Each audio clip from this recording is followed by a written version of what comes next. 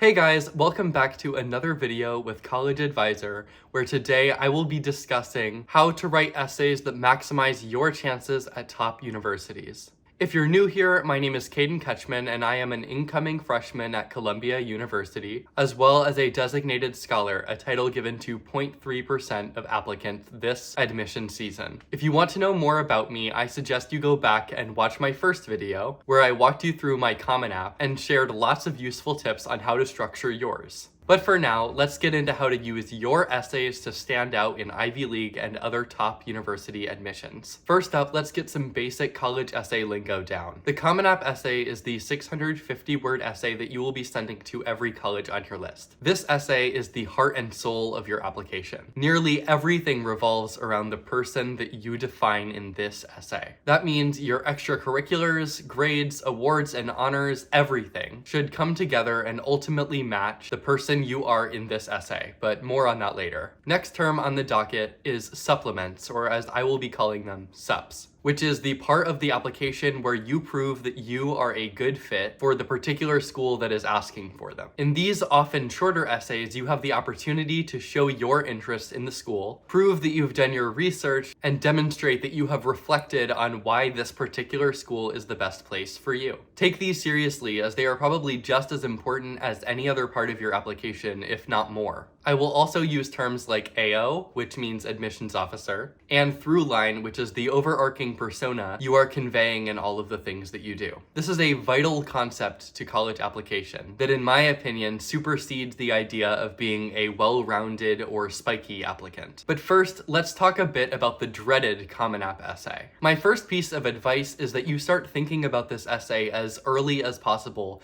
but not sooner than the second semester of your junior year. Around that time, most of the things you'll be able to discuss in your college applications are wrapping up. So begin to think about what ideas, events, people, or even places have had a major impact on the very unique human that you are. You don't need a sob story, minority status, or super meta symbol that encapsulates your life story. The only time that these things work are when they're genuine, because at its core, that's what the Common App essay is about: being genuine. That's why your summer job, first breakup, or even your hometown can be the subject of your Common App essay if you frame it right. AOs are looking for an opportunity to peer into your life through your eyes. They want to see who this person is that has all of these amazing accomplishments and activities. An internship at the White House is meaningless without a passion for politics. They want to see your reason for being. And if some of the things that you did in high school don't fit that persona, that's okay too, because they want to see how you grew into the person that you are today. The Common App essay is not a writing challenge to fit your entire life story into 650 words. It's a snapshot in which you have to reflect on the person that you are today and what it is that led you to become it.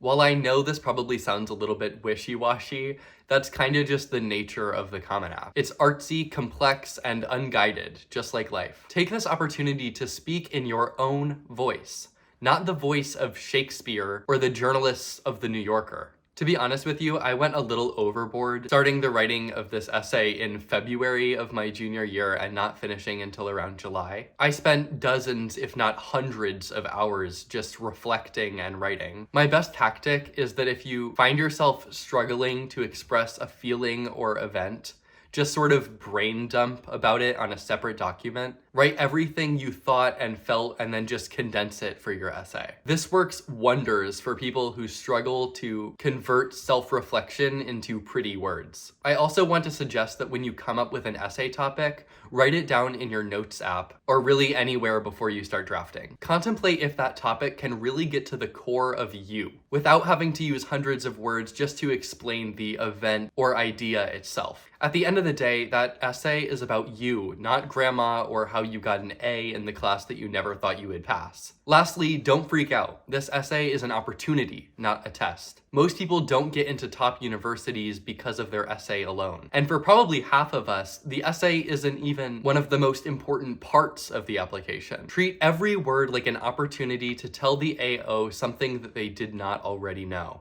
And relax, because once they see the person that you are, it's ultimately up to them what they do with it. It's out of your hands. Next up, we have the subs. Now, I wish I could say I paced myself with my subs, but I tragically was not so committed. I actually ended up working on the subs for 12 of my top schools, a total of 44 essays over the course of 17 days straight, including Christmas and New Year's. I quite literally woke up, worked on essays, and then slept. While I regret this and would not recommend it in the slightest, it did teach me how to write efficiently. Through those efforts, I developed a tactic I call the essay train. Remember earlier when I explained a through line? Well, because all of your activities, beliefs, and personality should in some way be connected in order to form your whole person, most of your essays should be able to feed into each other somehow. I suggest that when working on your essays for different schools, you take a chunk of an essay from another school and build your new essay off of that. Then you have new sections each time that can, in turn, be used to form a new essay. By connecting each essay to one or more others, you rarely have to write new essays entirely, except for maybe the supplements of the first couple schools. Because of this essay train, writing each essay becomes progressively faster and easier, some even just being modified combinations of 2 or 3 others. While the system isn't perfect and won't work for every person or every school, I think it's a concept you should consider when writing your essays, because it not only hastens the process, but it ensures none of the essays fail to match the overarching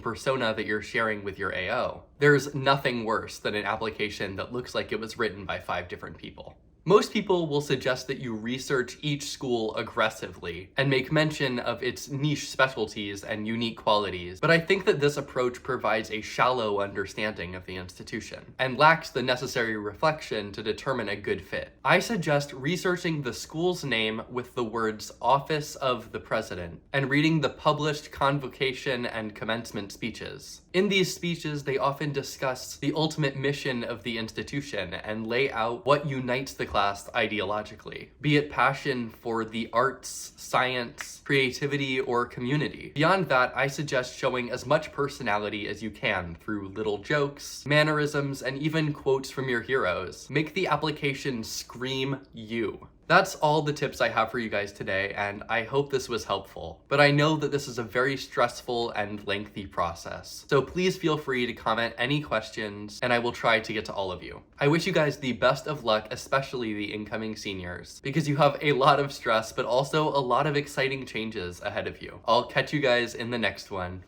Bye.